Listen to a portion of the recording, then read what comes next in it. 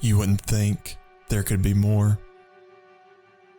World already went to hell, and it sure ain't finding its way back anytime soon.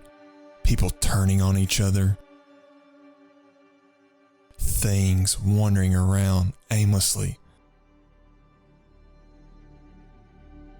How in God's good name could there possibly be more? But there is, somehow. And I can't say for sure exactly how. There's always more. This one starts on an island, Namalsk, strategic position, laying right between Siberia and Alaska. Doesn't take a genius to figure out who colonized it. Doesn't take a genius to figure out that it all went to hell either. Things happened on that island. No one really knows what, except for a few people, and they're all dead. Eventually, Russia abandoned its little Cold War pet project, wanted its citizens to come back to the mainland. They refused. Wouldn't call it a revolution, wouldn't call it much of anything really, but they stayed, and the island went cold. July 10th, 2011. Something happened. Something big. An electromagnetic burst. 4,700 recorded deaths. 15 million people without electricity from Alaska to Russia. People began to throw around explanations. Nuclear attack. Failed test. They were wrong. Elite teams were sent in. What they found? Well, most people don't know. That information died with them until now. See, that island, Namalsk, wasn't just a Cold War project. The island went rogue, started experimenting with powerful devices no one should be able to access. NATO, seeing their only option, eventually fired a nuclear warhead, and the whole thing went dark once again. Why anyone would want to come here after everything that's happened, I can't say. Curiosity, maybe ignorance. Either way, once you're here, you're here, and there's one hell of a mystery still left to solve.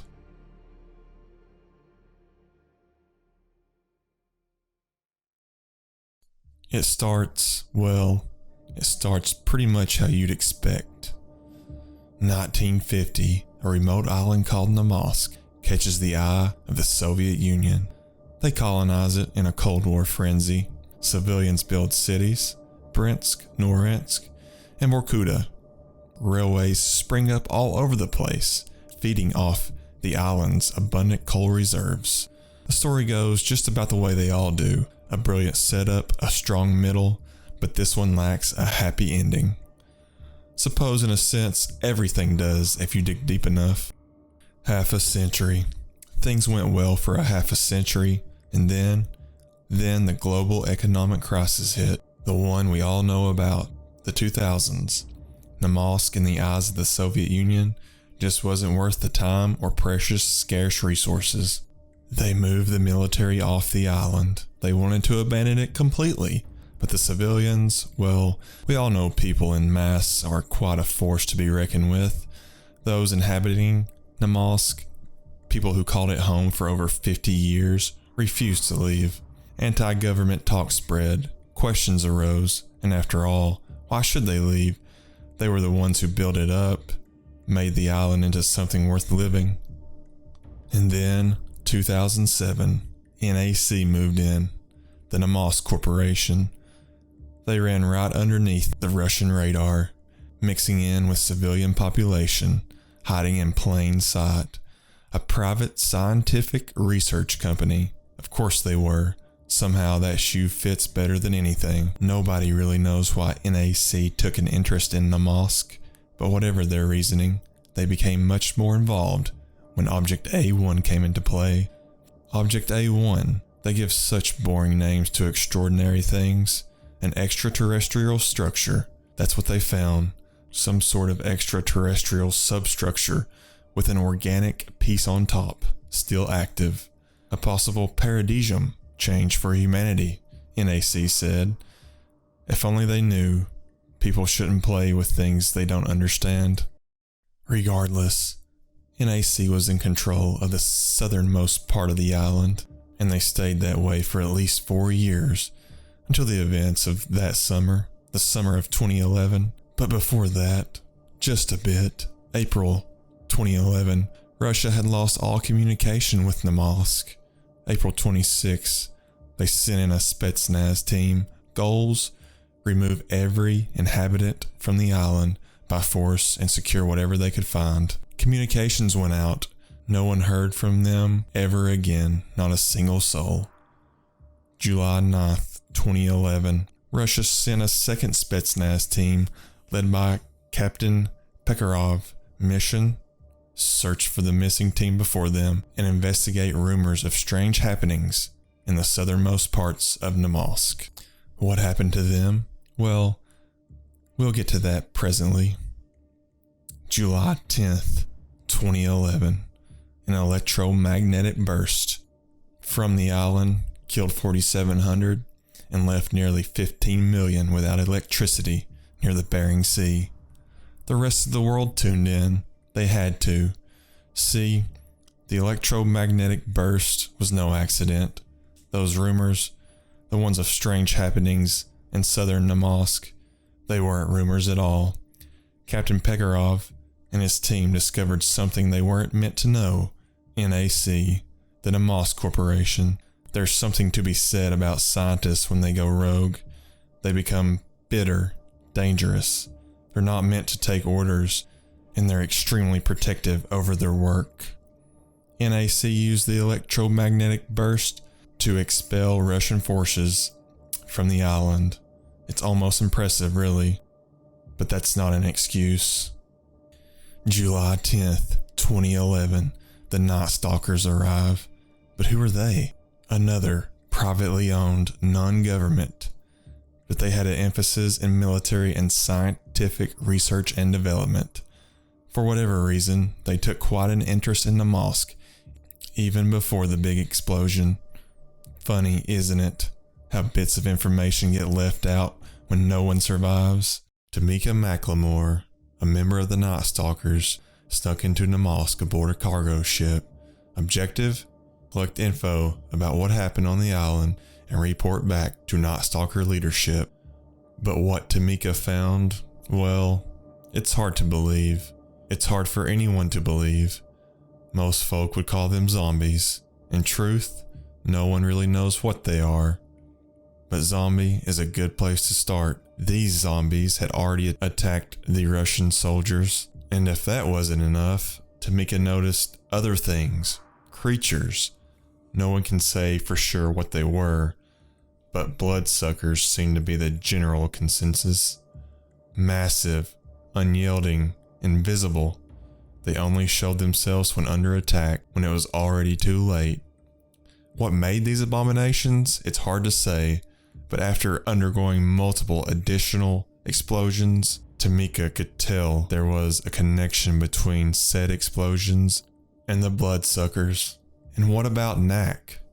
Why on earth would the mysterious Namalsk Corporation allow anyone to get that far? Well, Tamika finally made contact with them, though nobody really got anything good out of it. See, NAC had their own soldiers. On the surface they seemed normal, but they were also using strange armor and even stranger weapons. This technology, known as anti-sonic, gave NAC soldiers protection against the EVRs. An unfair advantage, so to speak. EVRs, they didn't cause anything good. Brain damage, blackouts, radiation, electronic malfunction, the list goes on in all the worst ways possible. Tamika did manage to infiltrate NAC, specifically the A2 or Athena 2 underground bunker. Documents were unearthed, classified documents, the kind that revealed more pieces to the puzzle than anyone cared to admit.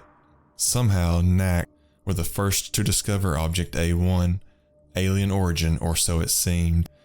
They disguised themselves as a regular company and quickly moved to Namalsk, where they established roots, gave ordinary citizens jobs, and then, just when things couldn't get any stranger, NAC discovered the purpose of Object A1.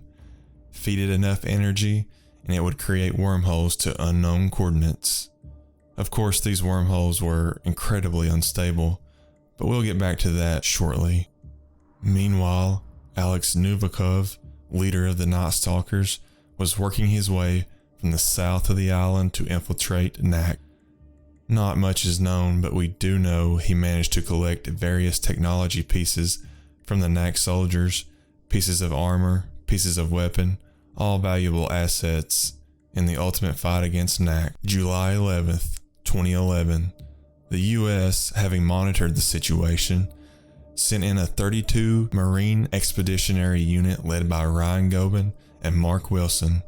They knew the source of the EVRs. How? Well, chalk it up to the United States to know more than they should. Ryan Gobin arrived in the westernmost parts of the island via aircraft. His partner, Mark Wilson, landed further away due to the cloudiness. Despite having nearly the best navigation in the world, the two met up and repelled countless NAC forces. But in order to take cover from an EVR attack, they hunkered down in an underground structure where they found documentation that would give them unparalleled insight into the Namalsk Corporation. They learned of Object A1 and a massive radar NAC was using to track unwanted expeditions. Gobin and Wilson managed to disable the radar, but fell victim to another EVR. This one claimed Wilson's life and nearly killed Gobin, who held on by a mere thread. But there's still more than one team at play. The Night Stalkers rescued Gobin. Somehow, they helped him get in contact with an aircraft carrier, and after radioing for assistance, the final decision was made. The US, Night Stalkers, and Russia would join forces to take out NAC. July 12, 2011. United States forces attacked from the east. Russian forces attacked from the north. Meanwhile, the Night Stalkers and members of the US Marines infiltrated NAC facilities in the southern parts of the island. But NAC, they were ready. See, those wormholes they created were indeed unstable, unless they found the correct amounts of energy to feed into Object A1. And on the day the Russians, US, and Night Stalkers attacked in force, NAC finally managed to conduct a successful EVR test. A stable wormhole was created, but not without consequence. The thing about wormholes, they're a bit like fire. They know nothing other than consume, consume, consume, and that's exactly what this one did. Because on July 13th, 2011, the decision was made by NATO to launch a nuclear warhead at the island of Namalsk. At the same exact time the wormhole was created, the wormhole ate everything around Object A1 within seconds, including the nuke. And then it disappeared, leaving not a trace behind. NAC was no more, but no one knows where they went. That's another thing about wormholes. They're incredibly unpredictable. But it's not over. Secrets, conspiracies, they can't be left unattended. The world already knew too much, and it was bound to know more. But it's strange, isn't it? To stop something from having uncontrollable power, you have to use uncontrollable power yourself. Who determines what's right and what's wrong? NATO? The world? It's not like anyone got a chance to vote. Or maybe it's just one of those cases. There is no right or wrong answer. There's just an answer. Chalk it up to another brilliant move by humankind. Of course, this leaves more questions than anyone would like to admit. And perhaps this is something that's better left unknown, unsaid. After all, what good ever came out of asking why? It won't do any good. It won't bring back the lives lost, the information burned in a nuclear fire. So many lives lost, so many things people could know, but won't ever have the chance. And you have to wonder, really, if it's all worth it. Those scientists in NAC, the Russians, the Night Stalkers, the US Marines, Perhaps nobody won or lost, but at what cost? I'll leave you with one more thing. Don't come to Namalsk. Knack isn't here anymore, nor are the Night Stalkers. If no one is here to remember them, perhaps it'll all just fade away.